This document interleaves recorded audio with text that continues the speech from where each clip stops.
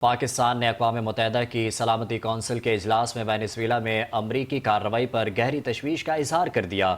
Venezuela کی صورتحال پر سلامتی کونسل کے ہنگامی اجلاس سے خطاب کرتے ہوئے پاکستانی قائم مقام مندوب عثمان جدور نے کہا کہ کیریبین خطے میں عدم استحکام علاقائی اور عالمی امن و سلامتی کے لیے نیک شگون نہیں، کیونکہ دنیا پہلے ہی کئی بحرانوں سے دوچار ہے۔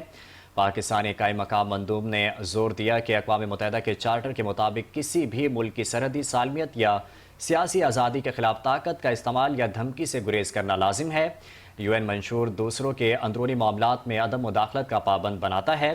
پاکستانی قائم مقام مندوب عثمان جدور نے یک طرفہ فوجی کارروائی کو UN چارٹر اور ریاستی خود مختار استثناء کے نظریے کی خلاف ورزی قرار دیا۔